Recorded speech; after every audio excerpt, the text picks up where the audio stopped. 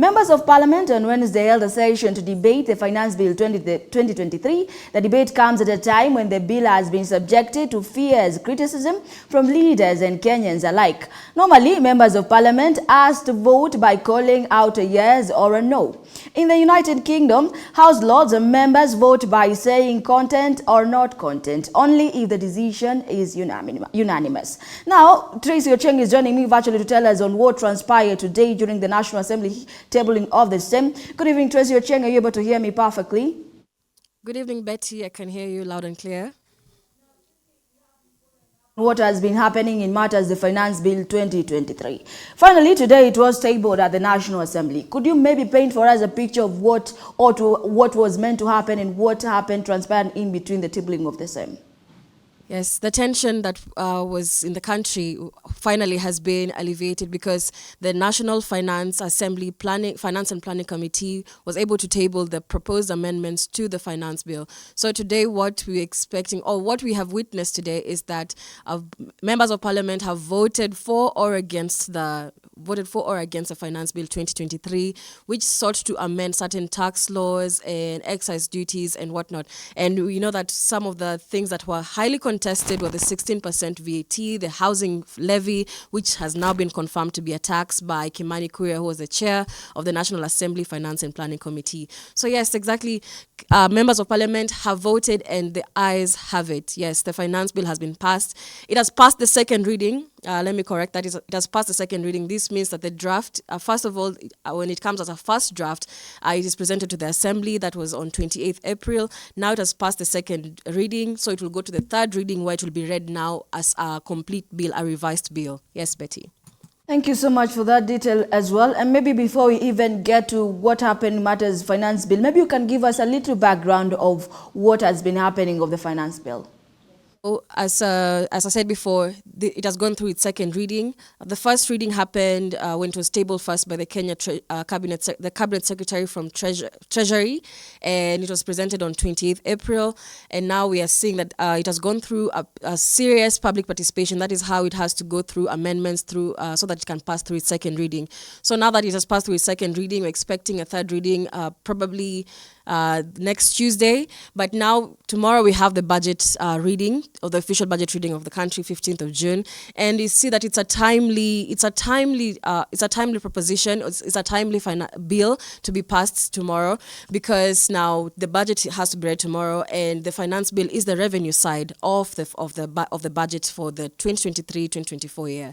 So what you're seeing is that after the third reading, it will be read as a revised proposal, because some of the MPs that were raising issues today, when they're saying, if you're saying you're intending to, then it means there's no assurance. The Kenyans don't have assurance that you're actually going to actualize it.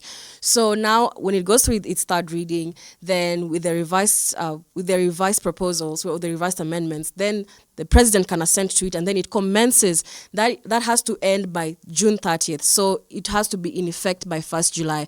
But remember, during the week, Kimani Kuria said that because this housing levy still has some contentious issues, that it still needs to have some legal frameworks, though it has been reduced from 3% to 1.5%. So despite it being reduced, there still needs to be a legal framework on how it's going to be handled. Thus, they propose that the housing levy commences on January 2024.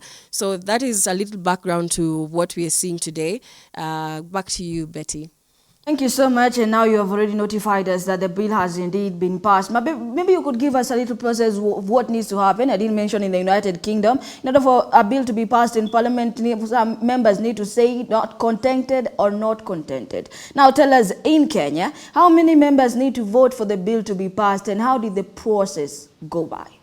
Constitution stipulates that there's a quorum that for 50 members in the National Assembly and about 15 in the Senate. So today we had 257 MPs who were present, and 176 votes were cast for the ayes and 81 for the no. So when you say aye, of course, that means that the second reading has passed. The bill has been approved to pass to the third reading. So eventually, what we're anticipating to see, Betty, is that this bill will eventually be passed as law. So we move from the first reading, second reading, third, presidential assent, and then commencement. That is the process of a bill becoming law into the country. So now that it has been approved, it has passed through the second reading by far.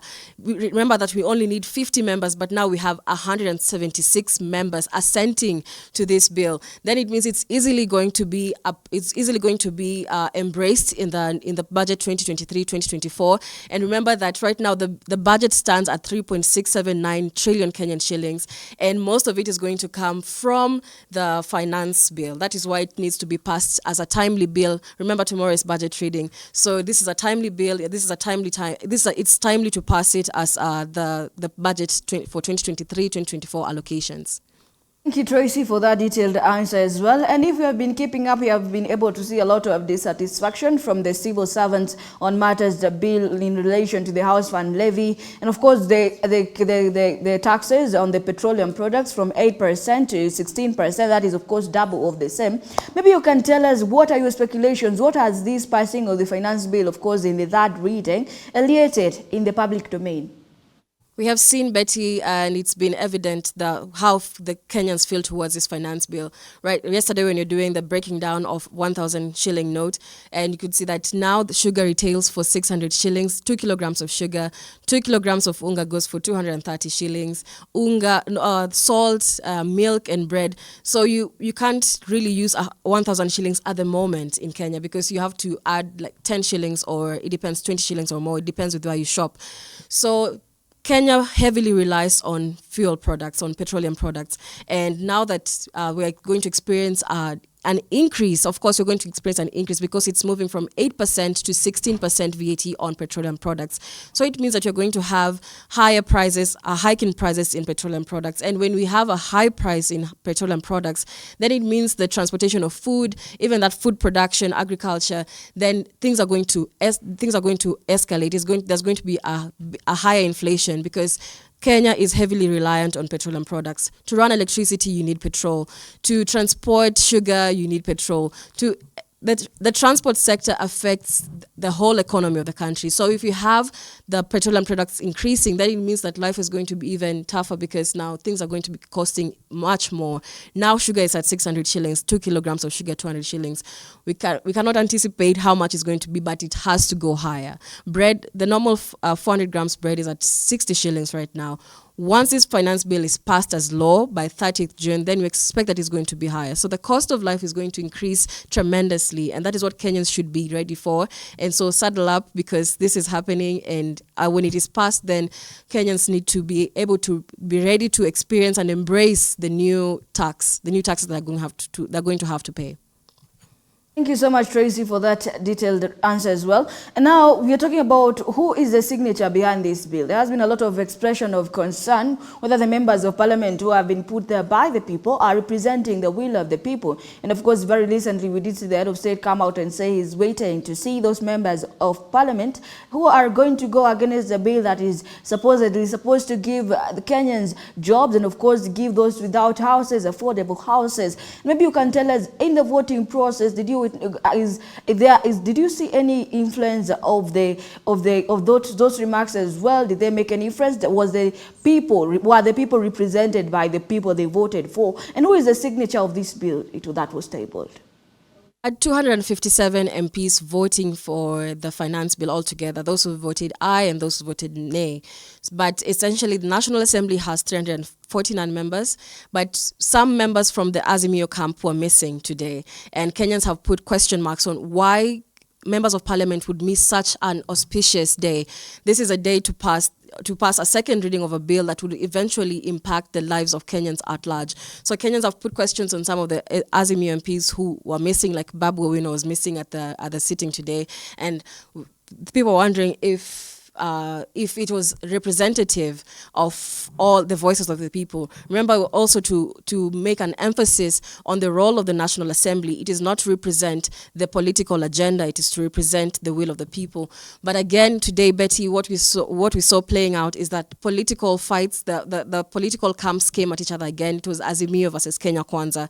And Honorable Oluoch, the MP from Mathare, you could hear him saying, "You cannot intimidate me, you Kenya Kwanza people." So it was was the other side versus this side, the government side versus the opposition side.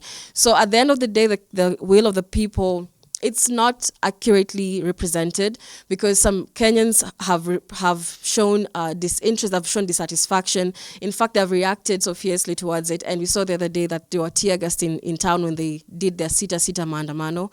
So we have seen what the president has said. We have seen what the deputy president has said, that this bill will pass whether you like it or not. Mpende msipende, this bill will pass. And we're actually seeing it actualizing. It was a foreshadow of what was happening. And we've seen meetings at State House. We've seen the president traversing the country, propagating the agenda. Even at the UN Assembly, he propagated the housing agenda. But really, it's not clear if the will of the people has been represented, if that's what they want. Kenyans on the ground are complaining. They cannot afford 2 meals a day. But the elected MPs were supposed to be representative of their voice and of their wills and of their grievances. But in turn, we will continue to analyze and see what Kenyans say about it, because now it's up to them. They have to look at their MP. Did your MP vote for or against the bill? And how will it impact you at the end? Did you get to ask your MP or engage with them to ask them how this bill will affect them? Like what we see with the Honorable Wamuchomba. Wamuchomba said that I went to the ground and I talked to my people, and they said, we don't want this bill. We cannot afford food. So help us to reject the bill. But either way, that was the question we were posing. Is the minority group, is the minority in the parliament able to perform its mandate now that the majority is Kenya Kwanza? And we said that they're supposed to have bipartisan talks where they can come up together and come up with solutions for the betterment of the Kenyan mass. But now we are seeing that it's all political, and it's becoming more and more impossible to remove the politics from our everyday affairs that affect Kenyans. And the sponsor of the bill, it was signed by Wanami Wamboka. That's the person who signed the finance bill today. But the originator of the bill, the origination of the bill came from the Kenya Treasury Cabinet Secretary. That was on 28th April 2023. Thank you, Trixie, for, of course, bringing insights, and I believe a lot of you are getting to understand on what is happening. Tell us your thoughts on the same. If the finance bill is indeed passed, what impact will it have in the lives of Kenyans? The SMS line is 21144, GBS TV Africa on all our social media handles. Keep your comments coming in. Of course, we'll be taking a look at them later on. And just to conclude our talk tonight, Tracy Ochieng, maybe you could tell us what are your predicaments based on what you have observed so far. Now, we've seen the Kenyans express a lot of dissatisfaction. Are we looking at a country that will, of course, be unfriendly to investors who are looking to come in because the taxation of this country has become expensive? Or what are your predicaments on the impact that it will have in the society, in the SMEs, and just whole Kenyan society? Remember, Betty, when they were tabling the taxes, the new taxes, there's a turnover tax that was increased from 1% to 3%, and that was reduced for the maximum now is for organizations getting between 15 million to 50 million. That was before, but now it has been reduced. So you see that even more small enterprises are being taxed, will be heavily taxed, of course. And there was a headline today morning on Daily Nation that says many billionaire investors are leaving the country because of the higher taxation. Now it's pay as you earn. If you're earning 800,000 and above, then you're going to pay between 35%. It was 30%, but now it's 35%. So of course, we're going to see a decline. We might see a decline at the beginning. Let's give it time, as most Kenyans have been asking. Let's give it time and see the repercussions. But of course, right now, as it stands, we have so many people complaining. We have Kenyans complaining, and the cost of life is going up. Of course, the cost of investment is also going to go up. So today we saw investors leaving the country. It was a headline on Daily Nation. So the billionaires are leaving the country because of the high cost of life. It almost seems like one of the analysis was like, it almost seems like people are being taxed just for being rich. So it's almost an absurdity, but that's where we are at, Betty.